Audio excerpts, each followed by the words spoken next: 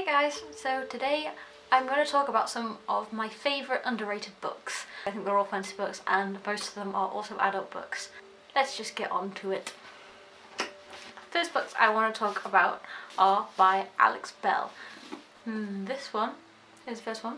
This is called The Ninth Circle. And this is the second one called Jasmine. And before I'm going to talk about what they're about, let's just cover appreciation. Yeah, they're pretty covers. But anyway, I would never have known about Alex Bell if it wasn't for my uncle. I think he worked with the author's mother, so I think the author's quite young, and she's British, but I don't think she's that well known. As far as I know, I'd never heard of her. But these books are like amazing. They're so good. They're really, really dark and twisted. Jasmine, I think, is like a twisted kind of fairy tale-esque theme going on, and The Ninth Circle, I don't know what's going on in that one, but it's just odd. It's set in Budapest. It's from the point of view of a guy that something weird things keep happening to him, and it's one of those series much like it's like the series The Unbecoming of Maradaya, not in the sense of content. It's got nothing to do with Maradaya and content, but in terms of the fact that you've no idea what's going on throughout the whole series, and you have to keep reading to the end so that you might find out what's going on. And unlike Maradaya, you do find out what's going on by the end of these books. They're very, very good, and I would recommend anyone to give them a go, especially as she's like, I don't know if you'd consider her an indie author. I think these are like properly published and stuff, but I mean, she's not that well known. She does also have a young adult series that I should add. I think it's called the Lex Trent series. I think it's a trilogy. Read the first two books in that. I'm not sure if the third one's out yet, but I don't like them as much. This appeals to me more than the young adult series. But if you're interested in checking out these books, maybe you'd like them, and you should maybe check them out too. I'll leave a link to her website down below if anyone's interested in checking her out.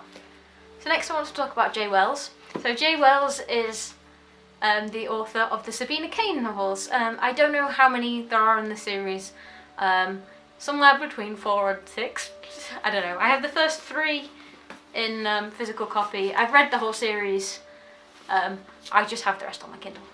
And I really like these books. As you can see from the cover, this is one of a few books where the cover is a little bit depictive of what's going to happen inside.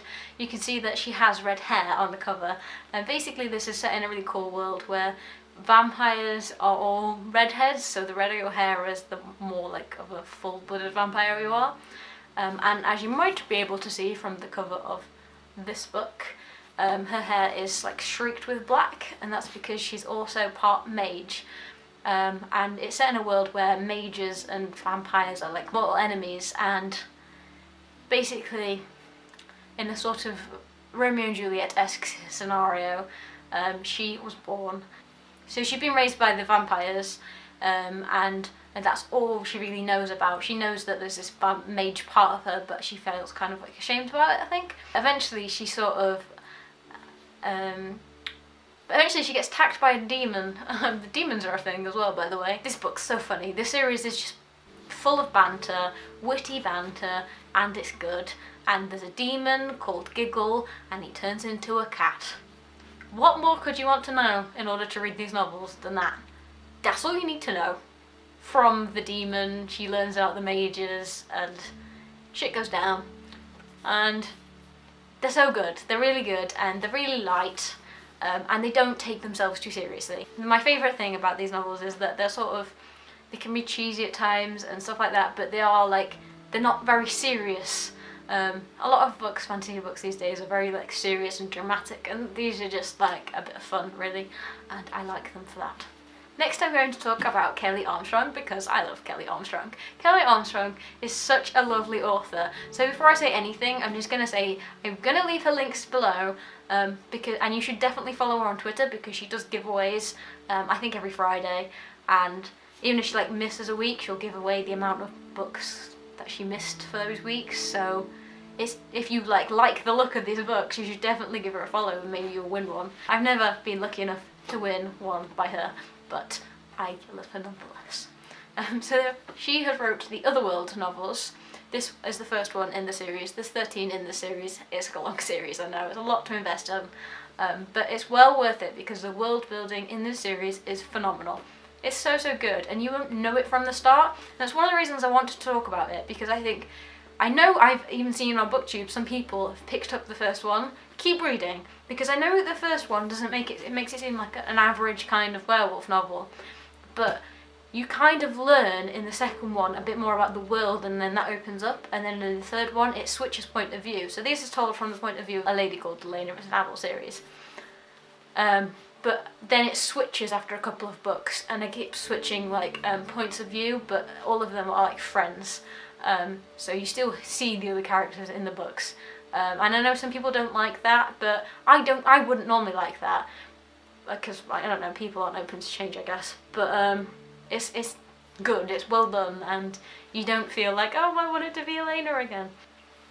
You still like want to hear what other people have got to say, and I think that's like one of the most important things. But basically this series is just really good. It's got such a big world, so well developed. There are werewolves, obviously, but then you eventually learn about the witches and the warlocks and half demons and all that, and you learn about these big companies, like rival companies run by supernaturals, and how they're maybe not all completely 100% good.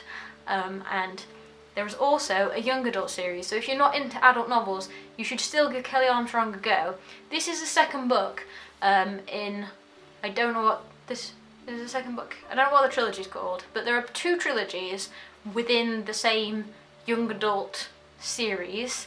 It's set in the same world as the Other World series is, but this is the second book. It's called The Awakening. I do have the first one. I don't have all of these books, but I think I've lent them out to various people because I only seem to have the second one at the minute.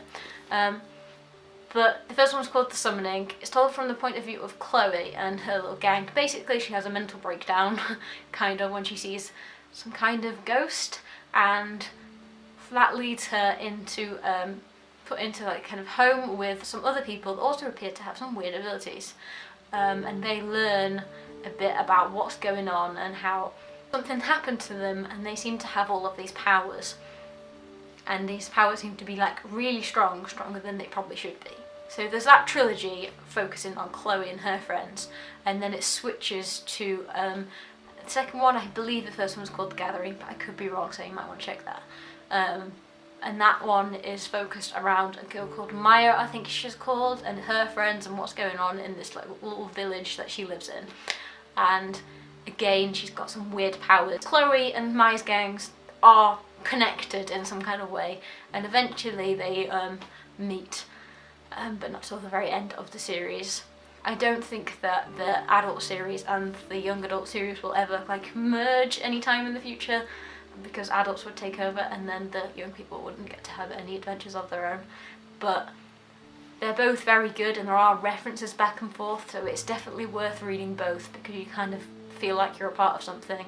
There are also a number of different short stories told within this series, and I don't know, I think some of them are paid but not very expensive, and there might even be some that are free that are on Kelly Armstrong's website, so I'll link that down below as well if anyone's interested, or if anyone has read the series but didn't know that. Next, I'm going to talk about Anne Aguirre.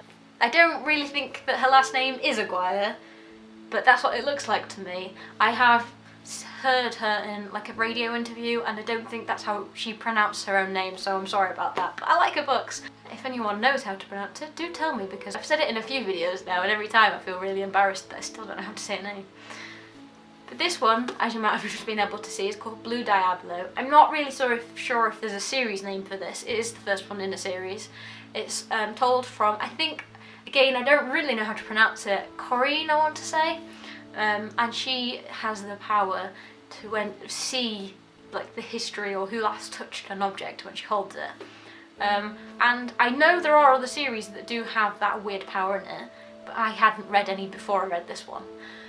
There's also, I think she's on the run from her ex-boyfriend, who's called Chance, who is abnormally lucky. And they get up, basically people are after her. She learns Chance amongst them, and she wants to get away from that. And a lot of, again, shit goes down. it's a good fantasy series, and I just wanted to mention it also because Aguirre does have another series called Enclave, which is a post-apocalyptic series, which I have read the first one in the series Enclave, and it's so good. I also want to mention that. I don't think that's as underrated. I know there are people that have read that out there, but I'm going to mention it anyway because I really like it. It's a post-apocalyptic novel. It's but it's not like obvious. It's not like, oh, zombie fiction or anything like that, and that's one of the reasons I really love it. I can't remember what the main character's called. I have read it on my Kindle, but that would require looking back and finding my Kindle and stuff, and I can't be bothered. It's about a settlement. This girl, this lady or girl or whatever you want to call her, who's in this kind of underground settlement that's taking place after like the apocalypse. This like small community that's managed to survive. And there are all these tunnels that these like warrior people have to go down and find food and stuff, but there are also these weird creatures that obviously have something to do with the apocalypse. But eventually something happens and you have to go above ground. Now all you've known in the past is that above ground is like death. If you get sent above ground then you're going to die. And they have to learn to survive, and there are all these gangs that have developed, and that's one thing that I actually really loved about the series, because in other ones it's like the community unites against the evil thing, but in this one you're not really sure what happened to cause the apocalypse. Really, for most of the novel you don't really know what's going on. It feels more natural. It feels like, yeah, that would happen. There would be gangs that form and like survival of the fittest, and if you're not part of that gang then you're pretty screwed. And they have to deal with that, and they have to find safety basically, and it's just very good. I know post-apocalyptic to some people is a bit scary because it can be quite heavy, and also the apocalypse not going to be a happy event necessarily, but this one, out of all of the post-apocalyptic fictions I have read, which is many because I'm a weirdo, but it's really not that heavy. It's quite light and it's readable. It's not like, it feels like when I read The Passage by Justin Cronin, it felt like a really heavy novel to get into, and it's epic, but it's also like a bit daunting. But I think if you're new to post-apocalyptic fiction, or you're into it but like you can't be bothered with the hassle some of the time, if you don't have time to read a massive book like The Passage, then you should read Enclave, because it's a normal book but it's post-apocalyptic at the same time, and that was one of my favourite things about it. Okay, so I'm going to stop talking. I hope you enjoyed hearing what I have to say about some books, and if you have read any of the books, please let me know in the comments what you thought of them, and if you have any recommendations of books that you feel are a bit underrated and deserve some more love, also link them down below and I will check those out and add them to my to-read. My ever-growing to-read. And I will see you next time. Goodbye.